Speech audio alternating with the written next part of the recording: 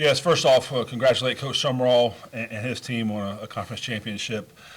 Disappointed in the way the game went, and very disappointed in the outcome. But I'm not disappointed in what it took to get to this point. You know, in the end of October, we're 3-4, and our players fought their tails off to get back to win 5 straight. And it takes a lot of character, a lot of guts, and so I'm very proud of that point. But just it's gut wrenching to lose in a game of this magnitude and this kind of game. When you're playing a championship game, you have to play near perfect. So again, it starts with coaching. We didn't tackle well, we didn't block well, and we lost the turnover battle. So again, it's congrats to them. All right, for our media in the room, raise your hand to ask your question. State your name and media affiliation. We'll call on you. Back up there, back forward.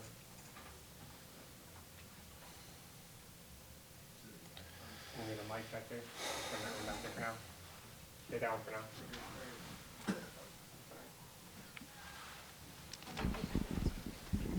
Chris Womack, WLOS. Can you hear me up there, Shawn? Yeah, a little louder, please. Okay. What do you feel like led to all those turnovers? Was there an overriding theme? No, I don't know. I really got off talking to our players just now. We'll get back a chance to watch the tape. Again, you have to tip your hat. They have a great defense, and they put us in some tough situations, and they have a great running back that made us miss some tackles. So I can't put my finger on it right now, but it's I'll let you know when I watch the tape. And can I follow up? Yeah, go ahead. Bucky, 5 sacks. Was there anything they were doing up front that was different than what you were expecting? No, we know what they were going to do, but like Coach Clark said, when you play a really good defense up front, I mean, they're going to make plays, and we did not block well, like you said. Coach, it was no scoring to begin the ball game, and all of a sudden they're up 14-0. How did you guys get back into the ball game? And it looked like we had one early in the third quarter. Yeah, we've been there before, and our goal was to start fast and to win the middleweight. And they got 14-0. Our kids never flinched. We went down and scored right before halftime. Got the ball back in the second half. Went down and tied it up, and it was a good game. And then they made a few explosive plays and went up 21. So we were catching up the whole game. Again, we were probably more aggressive as the game went on because we had to score touchdowns. The time was running out, so we had to do what we had to do to score points, and led to a few turnovers. And the ball slipped out of Joey's hand one time. We didn't the end base across our left tackle's face one time and created turnovers. And you can't do that at this kind of level. I mean, you just can't. And it happened today. But that does not take away from our effort from our players throughout this season. And this is going to sting. It's going to sting for a long time because we expect to win championships here at App. And we didn't get it done today. But the good thing is that we have one more game together, an opportunity to send our seniors out the right way with a championship. We come up short with the conference championship, but we can still be bowl champions, and that's what we're going to try to get done the next few weeks.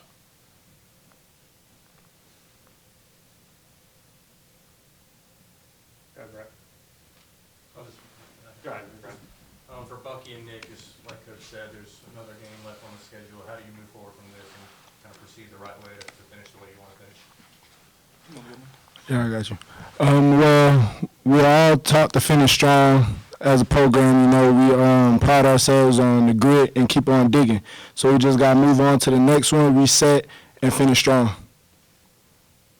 You know, the ball's not always going to roll your way, man. So having another opportunity to go out there and win a ball game, I think that's what we're all focused on. We're lucky we get to do it.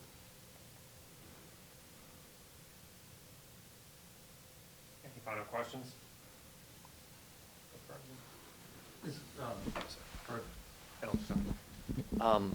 For Coach, this kind of it was obviously a close game. It was competitive into the fourth quarter. Do you hope when people watch that they didn't see just the last few minutes when it because it's up for grabs with 10 minutes left? Yeah, it's disappointing, and people have their opinions, and they're entitled to their opinions. But I know what this team's about. I do. I know what kind of grit they have and toughness, and they're no quit. And we have to be able to do things better in a game like this. Anytime you play a quality opponent like this, the Sunbelt West champs, your mistakes have to be at a very small margin, and ours wasn't tonight. You know, we can make excuses, the weather and those are just excuses. We can control what we could control, and we didn't get that done.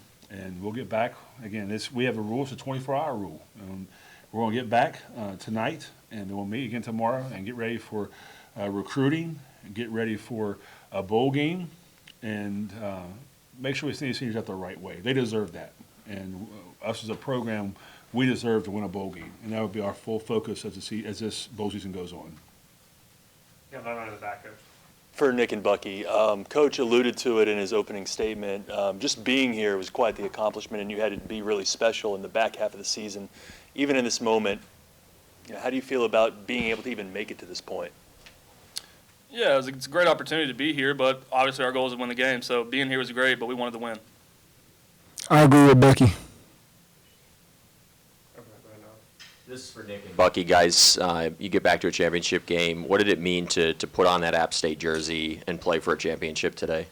It meant something special because being in a program where App State is expected to play for championships and compete for championships, it made it very special considering that we wasn't able to do anything like that last year. Yeah, especially coming off 6-6 last year, being able to play in the championship game is awesome. It means a lot to put on there. Love nothing more. And I'm going to say there's 133 teams in college football. 20 played today. That's 15% of all college football play a championship football game, and we're one of them. And this was so-called not our year. So we're not going anywhere, and we'll be back. I can promise you that. Yeah, extremely proud of our team. These guys, it's all about them, and just grateful. I thank God for everything they've done. They've changed me and helped make me better, and I'm just glad they let us coach them. And could not be more proud of their accomplishments. They've had a heck of a year, and just extremely grateful for what they've done. So with that. All right, we'll open up for questions. Media, just raise your hands. Go ahead. Coach, just talk about the game that Kamani had and just how big that running game was, especially in a game like this with the weather. Yeah, I don't have the stats in front of me. I think 230-something yards, 5 touchdowns, grown man football. I talk a lot, and people probably get tired of me saying it, but better people make better players. And he's a really good football player, and he's a better person. And he's one of the best I've ever been around. Not just as a player, but just as a man.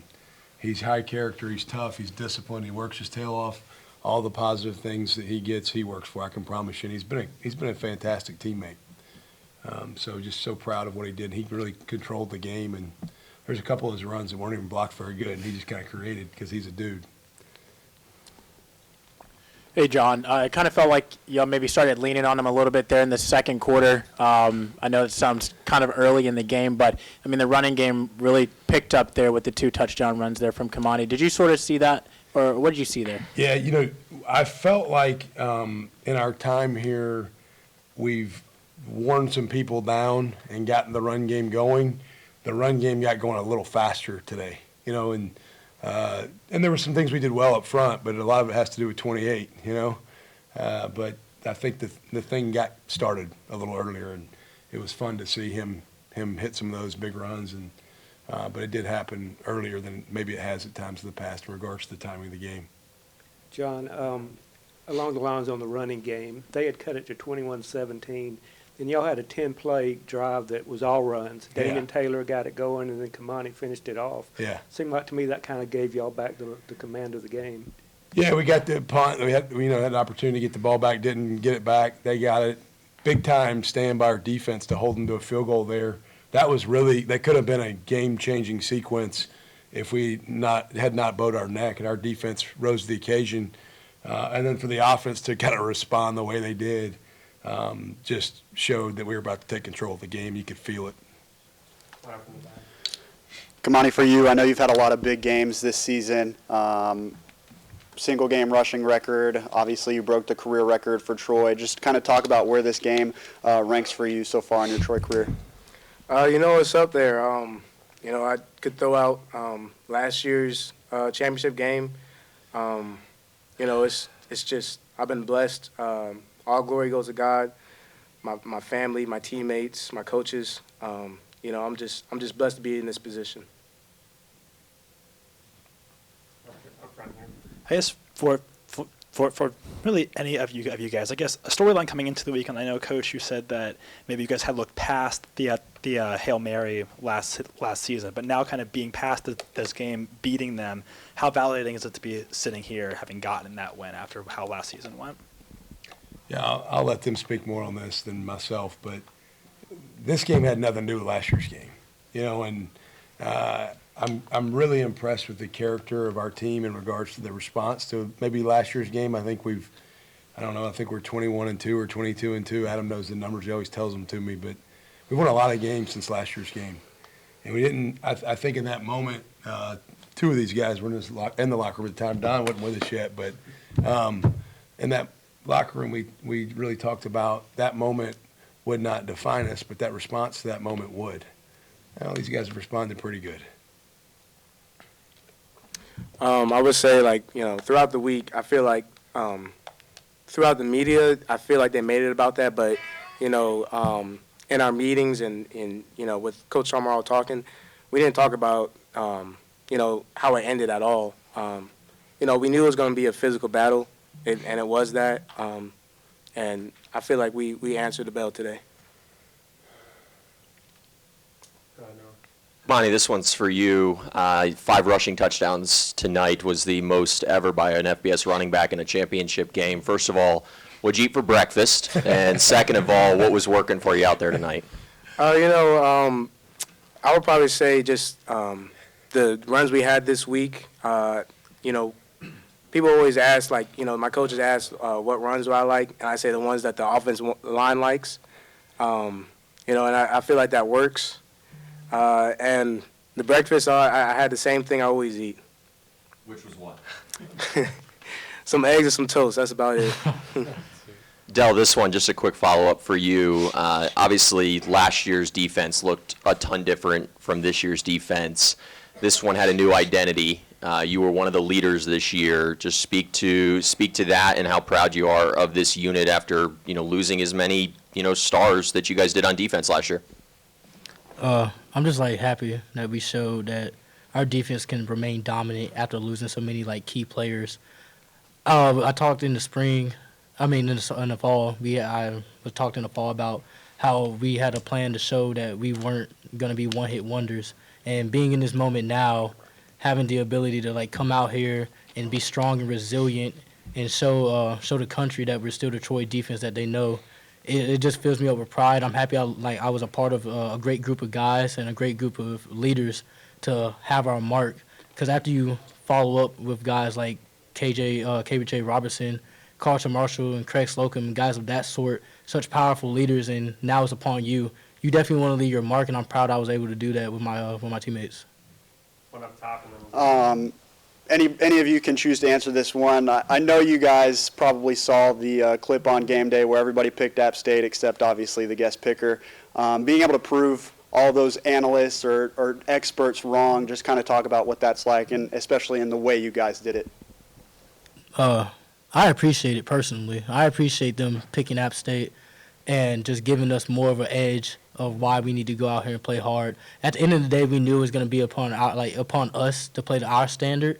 But at the end of the day, I like being an underdog. I think this team is built on being an underdog. Especially when you start 1-2 in the past 2 seasons, people start to count you out and be able to rally and come back strong because you have great coaches and great leaders and show the country that just because other guys are picking them doesn't mean that they're going to win. Yep, absolutely. So, Coach Chad Blasey with Tiggs Bits here. So, we've seen all season. We saw last season. This is a team, the first half may be slow sometimes, but that second half, how much of this do you attribute that to Rusty Witt football? Yeah, a ton of it. Our guys, I think, are the best trained football team in America. And I think they commit themselves to taking care of their bodies. Our guys are pros. All 3 of these guys do a fantastic job, and Witt does a great job, and Colin Kenyon, Nick, Steve Harvey, all the guys that work in our weight room just serve and develop our players so well. And the guys buy into that. And, I think the weight room builds the physical part, but it also builds the mental part, and it reinforces the core values of your program. And Coach Witt does a fantastic job. Me and him are, almost like brothers with how much we talk about big picture vision of the team and the pulse of the team, and talking about complacency being a killer. And me and him text all parts of the day until we're always going back and forth. He's been a huge part of the success. And really, you know, probably some people may not think this is the smartest thing to share, but when I took this job, I had a plan to not keep Coach Witt. I was going to bring my own strength coach. And I met with the players, and a lot of them, some of these guys that are up here said, Coach Witt's awesome. Because I said, hey, give me 2 things you'd change and 2 things you'd keep the same. And all of them were like, Coach Witt, keep him. Coach Witt, keep him. Coach Witt, keep him. And I'm going, well, I wasn't really asking for their staff decisions. And then I sat down and got to know Coach Witt, and I thought, this might be a pretty good fit. You know, we're kind of like kindred spirits in some regards. I'm not sure if that's a compliment to myself because he's a Green Beret and he's tougher than nails and sometimes a little bit crazy, but he has really helped. And he loves our players. We talk about our core values, attitude, toughness, discipline, love. Rusty Witt has tremendous love for our players. Top corner there. Dave Schultz, Locked On Sunbelt. There was a slight disagreement of opinion on potential face mask or not. Have you ever lost it like that in a game before? And to the players, has he ever lost it like that in practice, maybe with one of you guys? I don't know what you're talking about. No, there was no difference in opinion. It was a fact. It was a face mask, all right? There was no opinion there. I mean, what's right is right and what's wrong is wrong, and that was a face mask. And I've lost my cool probably one time, my first game as the head coach here against Ole Miss when they missed a call too. And I don't lose my mind when the call's good. I lose it when it's bad. But I don't get that mad at practice usually, do I? No comment. All right, up front here. Don, can you take us through the cause, fumble, and recovery? Talking to the. Yeah, I think you just talk. Hey, before Don talks, let me talk about Don. These 2 guys have been here forever. Don Callis transferred here from a Division II school and had a lot of opportunities to go to maybe bigger logo places, right? Yep. And he chose here because he felt like it was a great fit, I think, and we're proud of Don, man. Don's come here and really found his way and been a great addition to our program. So you talk, but I'm proud of this dude too. Just like these old guys, he's a new one and trusted our staff with his last year. So I don't want to interrupt him, steal his moment, but proud of him. Thank you, Coach. On that play, you know, about 2 weeks ago, we called that same play. I didn't go. I didn't blitz. I messed that up. And I was talking to Coach Briggs on the headset right before that possession. I said, I ain't going to let you down, Coach Briggs. I ain't going to let nobody down, you know. And so I just seen the opportunity. You know, I just played off my instincts, and that's that. I just played football, you know, made a play. I give all glory to the Most High, you know. Question. After the game, you weren't here last year. They pulled down the goalpost again this year, and pretty big celebration. What was that like? I was asking them what they doing. I was wondering, like, they were trying to break it apart and stuff. I said, why y'all doing it? What was you asking me about? He said, do they get it? I said, won't we get fined for that? Don immediately came to me and goes, Coach, we're going to get fined for that? I said, Don, don't worry. I don't think it's your money, bud. Yeah, that's true. Hey, John, I've got one more for you. All season long, it seems kind of like you guys have been able to make other teams play the style of football and offense that you wanted them to play, not necessarily the offense that they play. What goes into that, and how proud of you of your defense, not just from the players but to the coaching, that you were able to kind of, you know, never allow a team to kind of have command of the game? Yeah, you're real smart for that, because, you know, we watch film every week, and all the other teams, you know, especially in the slot, like, they playing off 10 yards and stuff. Man, we finna get up in their face, and we're gonna challenge them, you know? And, you know, so, like, whenever we make a team come out here and play how we want to, you see what happens. Like you know, we're gonna get the job done every time, and we're gonna make them play how we want them to play. And that's why we win. Yeah. And I'll follow them up with, you know, credit to our staff. You look at our defensive staff, Greg Gasparotto, Taylor Polk, Eric McDaniel, you're all right. Eric McDaniel, Bam Hardman, Travis Pearson, other guys in that room, you know, Braden Breswitz, David Mackey, your analysts, and then the GAs, Hunter Reese, John Beckley. We've got a fantastic defensive staff. I'm not real smart. Some of those guys I just named off are a lot smarter than me. But the thing I do know is I always want to make the other team try to beat us left-handed. You know, like you playing in the driveway, I ain't gonna let you go to your right. Make you go to your left. If you can beat me with your left, good for you.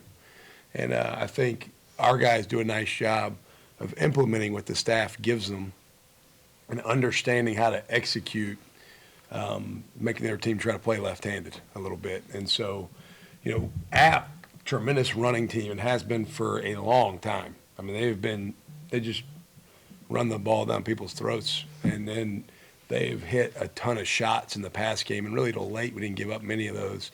And they've been on fire the last 5 weeks of the season offensively. And so I think a tribute to our defensive staff and our kids for just kind of buying into the idea of how to play the game each week. And there's a formula to win with every season. This year's team was different than last year's team. There's a formula to win every week, and it's not always the same. Sometimes you have to adapt and change and kind of evolve. Right here. Hey, Dell, aside from football, how did it feel to raise the money for Josh Boutwell here and to be able to hit the goal that you guys set? I'm just like proud, and I'm proud of this community. I'm proud of this staff for like, you know, bringing it to our attention. I'm proud of the Trojan Collective, just because we saw an opportunity where we could help someone who is a part of our community, and not only is a part of our community, they take pride in their job, and they take pride in this program.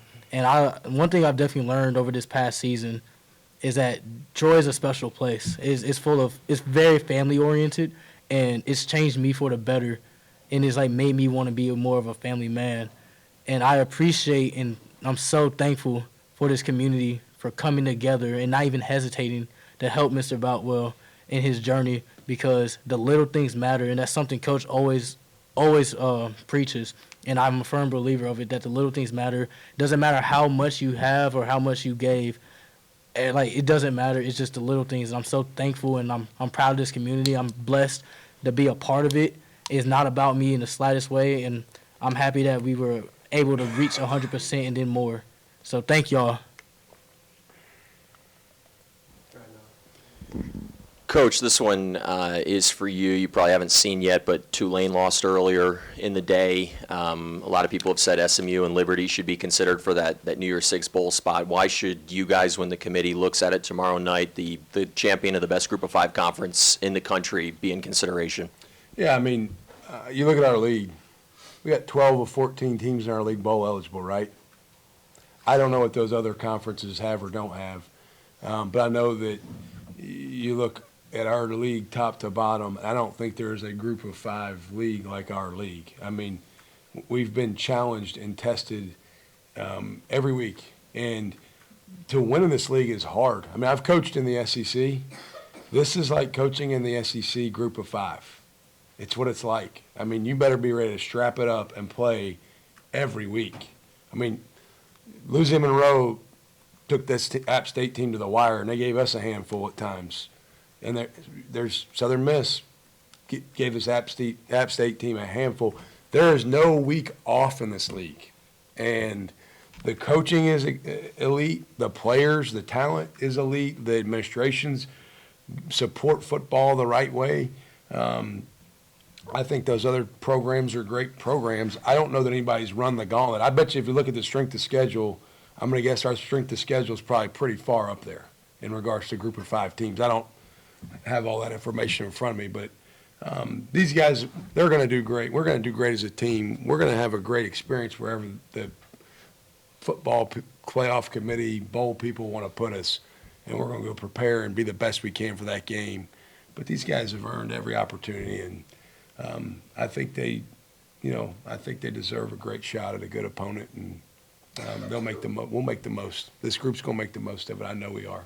I know what they're about, but wherever we get sent, we're going to have a heck of a time getting ready and enjoy each other. You know, that's what I talked a lot about this week, was enjoy being in the moment. Don't worry about the scoreboard. Enjoy being in the moment. And, man, this has been fun. We've had a lot of fun. Last question up top. Coach, obviously winning last year, winning this year, two totally different teams in this aspect of last year. You were doing the hunting. I feel like this year you were the hunted as the reigning Sun Belt Conference champions. Kind of talk about which one you feel like is sweeter for you. Yeah, I think there is some truth to maybe last year, nobody anticipated or expected us to kind of do it, and so we were a dark horse coming into it. I think we got everybody's best shot this year.